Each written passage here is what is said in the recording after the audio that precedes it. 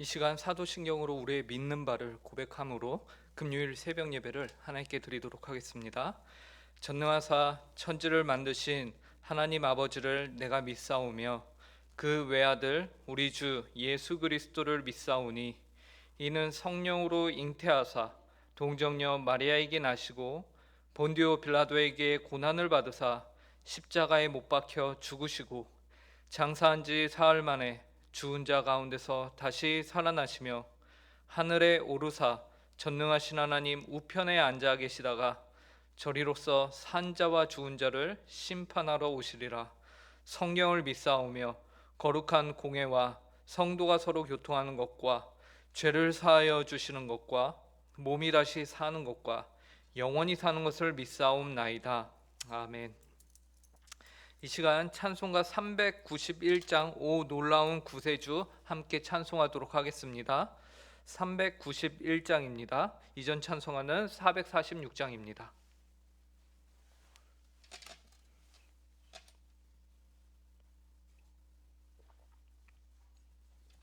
391장 한 목소리로 찬송하도록 하겠습니다. 오 놀라운 구세주 예수 내 주 참 능력의 주시로다. 큰 바위 및 안전한 그곳으로 내 영혼을 숨기시네. 메마른 땅을 종일 걸어가도 나 피곤치 아니하며 저 위험한 곳 내가 이를 때면 큰 바위에 숨기시고 주 손으로 덮으시네. 오 놀라운 구세주 예수 내 주 내 모든 짐 벗기시네. 죄악에서 날 끌어 올리시며 또 나에게 힘 주시네. 메마른 땅을 종일 걸어가도 나 피곤치 아니하며 저 위험한 곳 내가 이를 때면 큰 바위에 숨기시고 주 손으로 덮으시네. 증량 못할 은혜로 채우시며 늘 성령의 감화 주사 큰 기쁨 중 주님을 찬양토록 내 믿음을 도우시네. 메마른 땅을 종일 걸어가도 나 피곤치 아니하며 저 위험한 곳 내가 이를 때면 큰 바위에 숨기시고 주 손으로 덮으시네.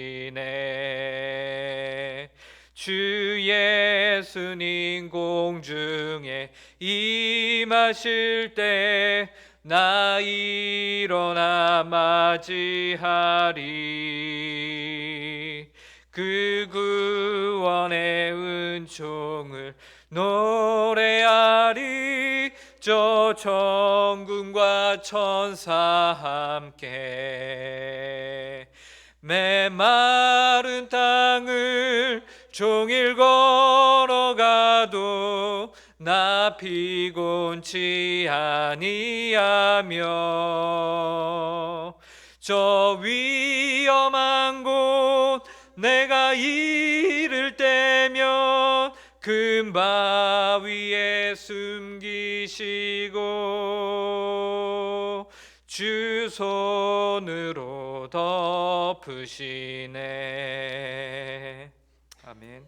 함께 기도하도록 하겠습니다.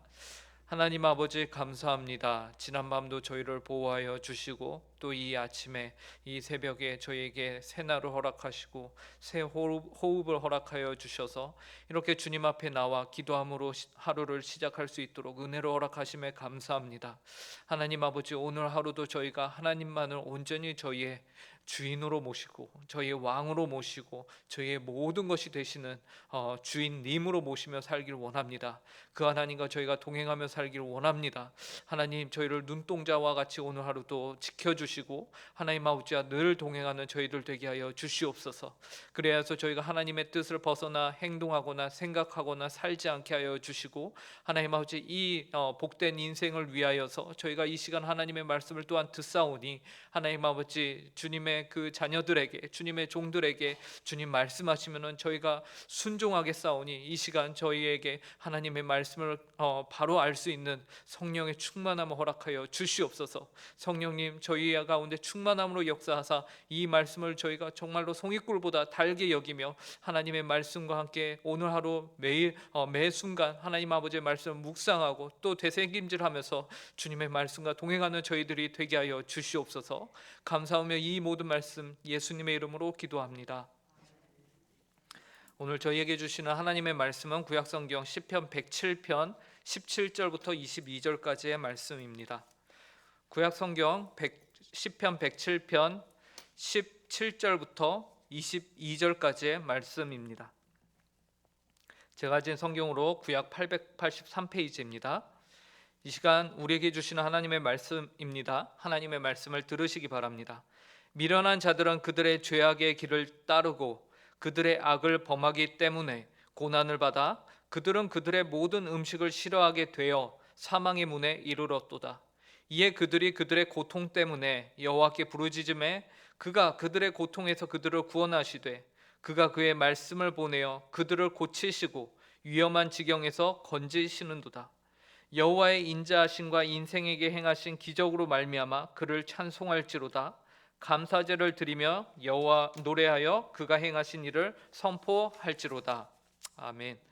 오늘 본문은 미련한 자들이라는 단어로 시작을 하고 있습니다. 여러분, 미련한 자들은 어떤 이들입니까? 오늘 말씀 17절을 보니까 미련한 자들은 그들의 죄악의 길로 따르고 그들의 악을 범하기 때문에 고난을 받는 자들이라고 말씀하고 계십니다. 미련한 자들의 특징은 바로 그들의 죄악의 길, 그들의 악에만 집중하여서 그 길로 따르고 그 악을 행한다는 것이죠.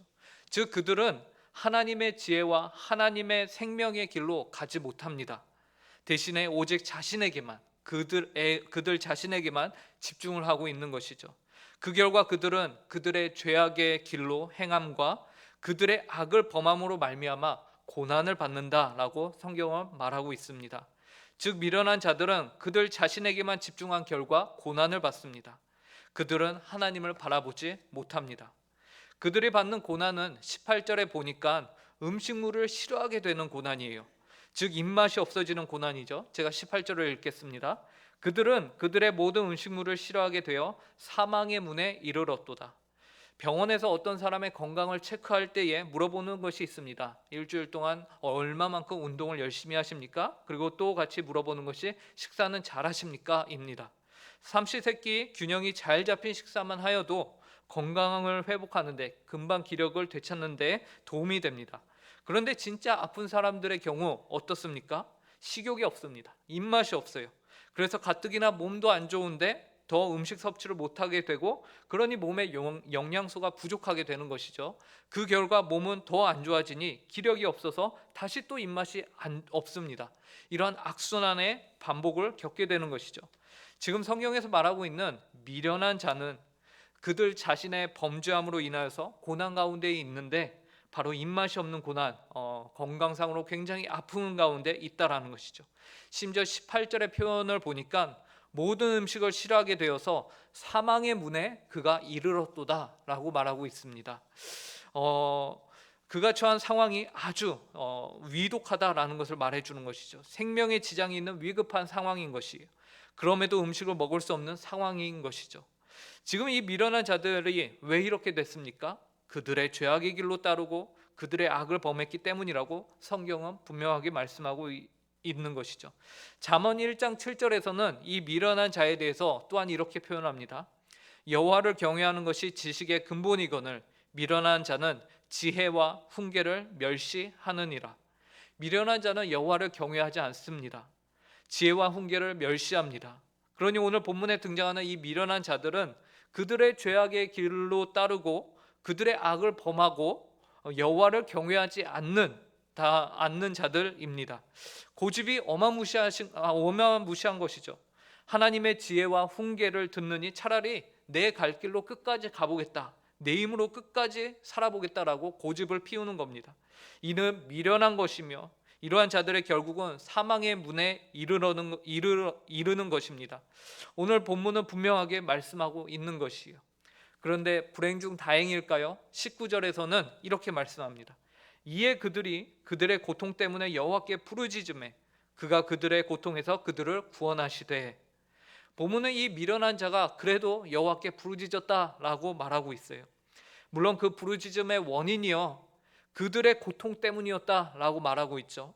자신의 죄의 참혹함, 그래서 하나님께 너무나도 죄송하고 그래서 회개하거나 반성하는 후회가 아닌 그저 자신의 고통 때문에 여호와께 부르짖었다. 이러한 이유는 어떻게 보면 참된 회개라고 보기는 어려울 수 있을 것이에요. 왜 그렇죠? 이것은 죄에 대한 반성이나 참혹함에 대한 후회가 아니기 때문에 그렇습니다. 그럼에도 불구하고 놀라운 것은 하나님께서 이 여호와 하나님을 찾는 자의 부르짖음을 응답하신다라는 것입니다. 그들의 고통에서 그들을 구원하셨다라는 것입니다.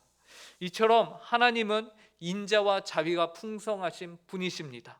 하나님은 그의 백성이 어떠한 연유에서든 그분께 부르짖는다면은 그 기도에 응답하시는 분이 바로 하나님이십니다.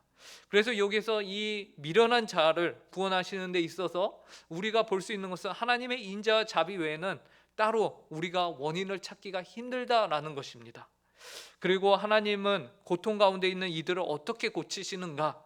그 위험한 상황에서 사망의 문 앞에 있는 이 사람을 어떻게 건지시는가? 20절에 이렇게 말씀하고 있습니다. 그가 그의 말씀을 보내어 그들을 고치시고 위험한 지경에서 건지시는도다. 미련한 자는 여호와를 경외하지 않았어요. 여호와의 말씀을 듣지 않았습니다. 오히려 멸시하였습니다. 그런데 그 자에게 하나님은 말씀을 허락하십니다. 말씀으로 인하여서 그에게 은혜를 베푸시고 그 말씀을 통해서 그를 구원하시고 그를 사망의 문 앞에서 건져내시는 것입니다. 하나님의 구원의 방법은 그래서 세상 사람들이 볼 때는 이게 뭔가 싶을 정도로 미련한 방법을 통해서 하나님은 그들을 구원하십니다. 하나님의 구원의 방법은 다른 특별한 신비한 기적이 아니었습니다. 그들을 고치시고 그 위험한 지경에서 하나님이 그들을 건지시는 방법은 바로 하나님의 말씀을 통한 구원이었습니다. 하나님께서는 말씀을 통해서 역사하십니다. 우리가 이 사실을 잊어서는 안 됩니다. 하나님의 말씀에는 능력이 있습니다. 하나님께서는 말씀으로 온 세상을 창조하셨습니다. 아무것도 없던 무에서 온 천지 만물 그리고 온 우주 만물을 창조하신 분이 바로 하나님이십니다. 그리고 눈에 보이지 않는 생명과 영혼을 창조하셨습니다. 무에서 유의 창조는 하나님의 말씀을 통해서 이루어졌습니다. 그리고 그 말씀으로 이제 범죄하여 사망의 눈에 놓여 있는 이들을 구원하셨습니다. 말씀이 육신이 되어 이 땅 가운데 임하셨고 그 말씀이신 예수 그리스도를 믿음으로 말미암아 사망에서 건짐을 받게 된 것이에요. 또한 이제 그 말씀이 육신이 되신 예수 그리스도를 기록하고 있는 성경으로 우리에게 온 것입니다. 아는 바를 믿음으로 우리가 의롭다함을 얻게 되는 은혜를 받게 되는 것은 다 말씀을 통해서입니다. 이때 성령님이 우리 가운데 말씀 가운데 역사하십니다. 그래서 이 생명의 말씀이 되도록 우리 가운데 역사하시죠. 그러므로 자신의 미련함으로 사망의 문턱에까지 갔던 우리가 구원을 받게 되는 것은 다른 것이 아니라 바로 말씀의 역사 때문입니다.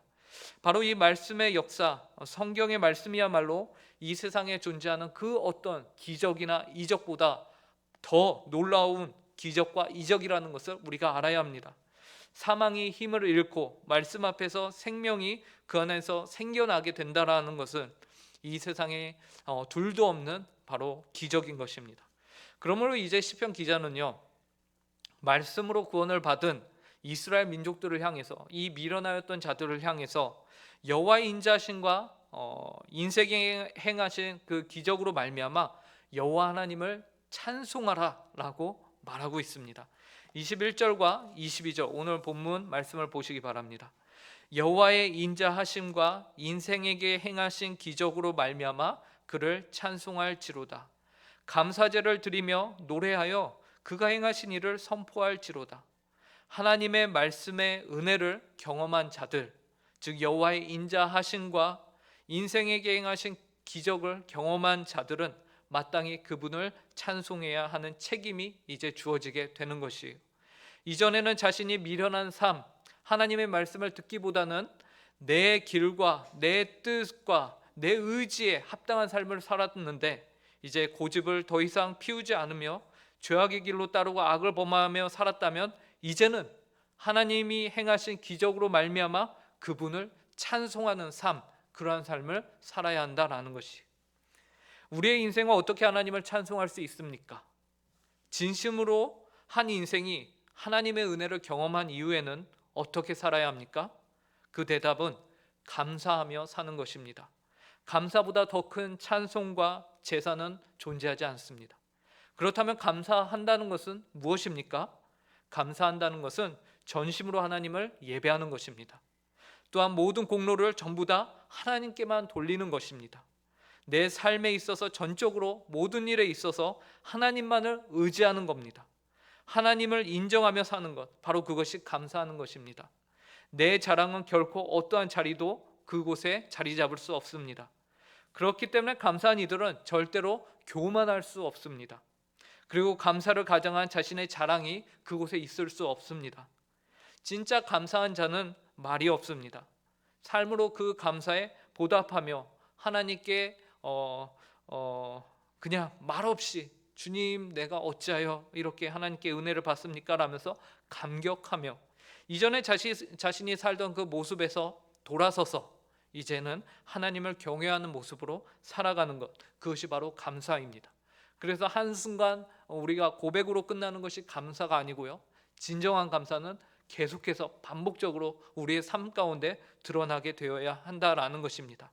그들에게 하나님의 말씀을 또한 전하며, 아직 하나님을 알지 못하는 자들에게 그렇기 때문에 찾아가서 하나님의 말씀을 전하며 동일한 은혜 가운데 그들도 살아갈 수 있도록 삶으로 증거하는 것, 그것이 바로 감사의 표현일 것입니다. 바라기는 오늘 이 자리에 나와 계신 모든 성도님들이 오늘 하루 자신의 길에만 집중하여서 사망의 문에 이르는 미련한 삶을 살지 않기를 바랍니다. 오히려 여호와 하나님께 부르짖는 성도가 되시길 간절히 바랍니다. 그럴 때에 하나님께서는 그분의 인자하심과 그분의 자비하심으로 여러분의 그 부르짖음에 응답하실 것입니다. 또한 그리하여 우리의 고통과 어려움에서 건져주시는 하나님을 직접 체험하시는 모든 성도님들 되시길, 그런 복되고 귀한 하루가 되길 간절히 바랍니다. 오직 여호와의 인자하심과 인생에게 행하신 기적으로 말미암아 감사와 찬송이 넘치는 모든 성도님들의 복되고 귀한 하루가 되기를 간절히 바랍니다. 함께 기도하겠습니다. 하나님 아버지 감사합니다. 오늘 시편 107편을 통하여서 저희에게 미련한 자가 되지 말라라고 하나님 아버지 말씀하여 주심에 감사합니다. 미련한 자들은 그들의 길에서 눈을 떼지 못하고 하나님 아버지 그들의 죄악을 범하는 자들이었습니다. 그 결과 그들에게는 하나님 아버지 아주 위험하며 아주 위독한 생명을 잃을 수 있는 사망의 문 앞에까지 이르는 그러한 현상을 저희가 보았습니다.